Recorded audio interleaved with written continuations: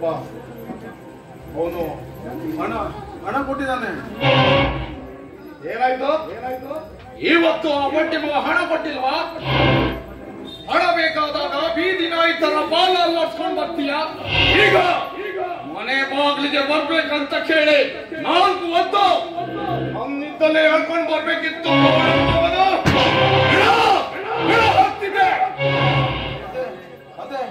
ಅದೇ ಅಪ್ಪ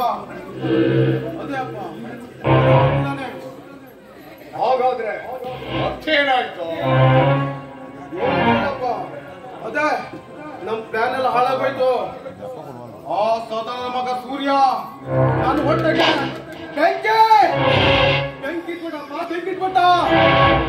ಅದಂತೆ ನಮ್ಮ ಮಗಳು ಅಂದ್ರೆ ನಮ್ಮ ಮಾವನ ಮಗಳನ್ನ ಪ್ರೀತಿಸಿದ್ದಾನೆ.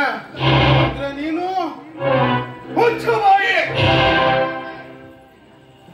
ಏನಾಯ್ತಣ್ಣ? ನಿನ್ನ ಕೂಗಾಟ ಇಡೀ ಊರಿಗೆ ಕೇಳಿಸ್ತಾ ಇದೆ. ಯಾರಾದ್ರೂ ಏನಾದ್ರೂ ಅಂದಿದ್ದೇ ಆದ್ರೆ ಹೇಳು, ಏನು ತೊಂದರೆ ಇಲ್ಲ.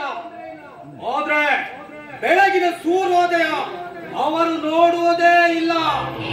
ನಿನ್ನ ತಮ್ಮ ಕಾಳಿ ಇದ್ದಾನೆ ಅಣ್ಣ, ಕಾಳಿ ಇದ್ದಾನೆ. ನನ್ನ ಬೆಂಬಲಕ್ಕೆ ಅಂತೇ ಒಬ್ಬ ವ್ಯಕ್ತಿ ಇದ್ದಾನೆ. ನಿದ್ದೆ ಗಂಡಲ್ಲೂ ಹಣ ತಂದ್ಕೊಡು ಅಂದ್ರೆ ತಂದ್ಕೊಡ್ತಾನೆ. ಊಟ ಹಾಕ್ಪ ಅಂದ್ರು ಊಟ ಹಾಕ್ಬರ್ತಾನೆ. ತಲೆನೇ ತಿಕ್ಕ ಅಂದ್ರು ಅದನ್ನು ಮಾಡ್ತಾನೆ. ತಲೆ ಬೇಕು ಕೊಡ ನನ್ಗೆ. ಆ ಸೂರ್ಯ ತಲೆ ಬೇಕು. ತಲೆ ತಿಕ್ರೆ ಆ ಅಪೂರ್ವ ನನ್ನವಳ. ಆ ಸೂರ್ಯ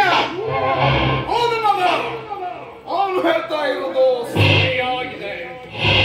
ಮುಂದಿನ ದಿನದಲ್ಲಿ ಆ ಅನಂತಯನ ಆಸ್ತಿ ನಮ್ಮ ಕೈವಶವಾಗಬೇಕಂತ ನಾವು ಮಾಡಿದ ತಂತ್ರ ಈಗ ಅತಂತ್ರವಾಗಿದೆ.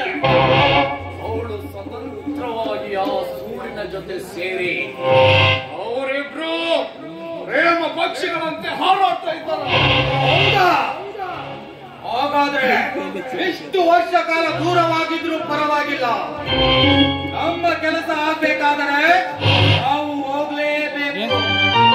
ನಾವು ನೇರ ಅನಂತ ಮಾವನ ಹತ್ತಿರ ಹೋಗಿ, ನೀನು ನಿನ್ನ ತಂಗಿಗೆ ಮಾತು ಕೊಟ್ಟಿದೀಯ, ಮಾತಿನಂತೆ ನೀನು ನಿನ್ನ ಮಗಳಿಗೆ ಮದುವೆ ಮಾಡಿ ಕೊಡು ಅಂತ ಕೇಳೋಣ. ಒಪ್ಪದೇ ಹೋದರೆ ಆಮೇಲೆ ಇದ್ದೇ ಇದೆ ಇಲ್ಲ ಮುಂದಿನ ವಿಚಾರ. ಅಸಾಧ್ಯವಾದ ವಿಚಾರ. ನಿನ್ನಮ್ಮ ರಾತ್ರಿ ಮಲಗಿದ್ದಲ್ಲೇ ಎದೆ ಹೊಡೆದು ಸತ್ತು ಹೋದ್ರು. ಅವರೆಲ್ಲ ಸೇರಿ ನಾನೇ ಅವಳನ್ನ ತಂದೆ ಅಂತ ನನ್ನ ಮೇಲೆ ಆರೋಪ ಹಾಕಿದ್ರು. ಇನ್ನು ನಿಮ್ಮ ಪುಣ್ಯ ಮಕ್ಕಳ ಪೊಲೀಸ್ ಕೇಸ್ ಆಗಿಲ್ಲ. ಹಾಗೇನಾದ್ರೂ ಆಗಿದ್ರೆ ಚಿಕ್ಕವರಾಗಿದ್ದ ನಿಮ್ಮ ಗತಿ ಏನಾಗ್ತಿತ್ತೋ ಗೊತ್ತಿಲ್ಲ. ಅಷ್ಟೇ ಅಲ್ಲ, ಆಗ ನನಗೆ ಕಿತ್ತು ತಿನ್ನುವ ಬಡತನ ಬೇರೆ.